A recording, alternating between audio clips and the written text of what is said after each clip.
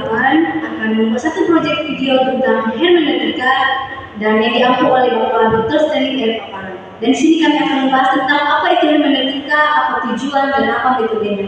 Dan kami akan menafsirkan satu ayat Alkitab yang terdapat di Markus 10 ayat 27. Apa itu hermeneutika? Ini saya akan menjelaskan pengertian hermeneutika. Hermeneutika adalah disiplin yang berfokus pada interpretasi dan pemahaman makna teks, terutama dalam konteks teks filosofis, sastra dan agama. Kata hermeneutika sendiri berasal dari bahasa Yunani yang berarti hermeneutin, yang berarti menafsirkan atau menjelaskan. Pendekatan ini awalnya berkembang dalam kajian teologi untuk memahami teks-teks suci seperti Alkitab, tetapi seiring waktu penerapannya meluas ke berbagai bidang, termasuk filsafat, sastra, dan hukum. Belajar hermeneutika adalah tugas menafsirkan Alkitab sesuai teks dan konteks kitab itu sendiri. Kita tidak bisa menafsirkan menurut kemauan si penafsir, namun menurut teks dan konteks itu sendiri. Tujuan hermeneutika apa? Baik, di sini saya akan melanjutkan apa tujuan hermeneutika.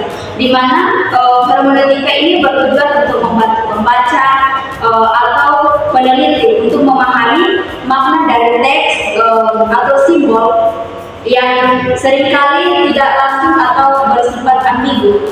Nah, di sini hermeneutika mengakui bahwa pemahaman tidak sepenuhnya objektif karena dipengaruhi oleh perspektif dan konteks pembaca. Apa metode hermeneutika? Baik, di sini saya akan membahas tentang metode hermeneutika. Metode hermeneutika adalah metode penelitian kualitatif yang menekankan analisis interpretatif teks komunikasi dan interaksi manusia.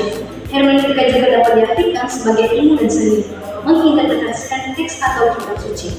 Kami telah membahas tentang apa itu hermeneutika, tujuan dan metode hermeneutika. Sekarang kami akan menafsirkan ayat Alkitab dalam kitab Markus. Dan sekarang kami akan melanjutkan menafsirkan satu ayat Alkitab yang terambil di Markus 10 ayat 27 berbunyi, Yesus memandang mereka dan berkata, bagi manusia hal itu tidak mungkin, tetapi bukan demikian bagi Allah, sebab segala sesuatu adalah mungkin bagi Allah. Nah, percaya kepada Tuhan seringkali kita melangkah di luar zona nyaman kita dan memasuki wilayah yang mustahil. Ketika kita memiliki jalan keluar, kita diundang untuk mengingat bahwa di dalam Tuhan segala sesuatu mungkin terjadi.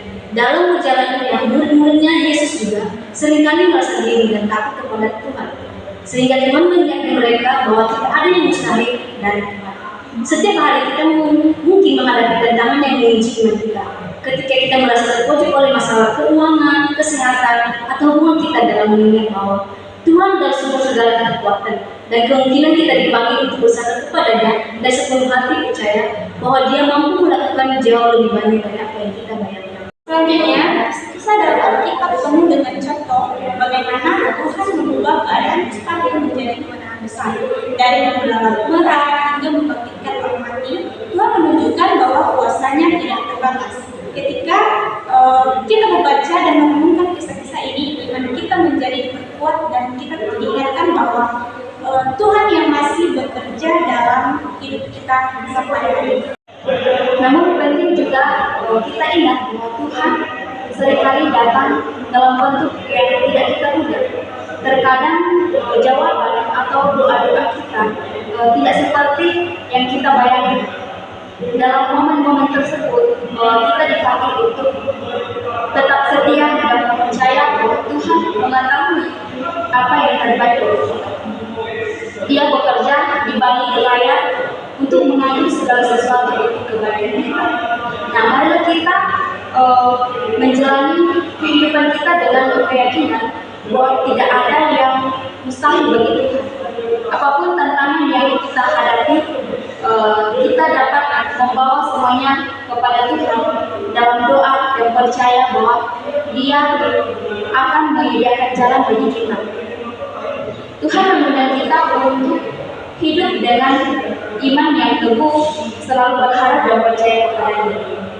Segala sesuatu mungkin di dalam Tuhan, dan di dalam iman kita, kita bisa menemukan damai dan keberanian untuk melangkah maju. Video kami dan update telah kami sharingkan dampak bermanfaat bagi kita semua. Tuhan Yesus memberkati. Shalom. Demikian proyek video kami tentang hermeneutika, kiranya bermanfaat bagi kita semua. Jika ada kata-kata yang kurang berkenan, kami minta maaf. Kiranya Tuhan Yesus memberkati kita semua. Amin.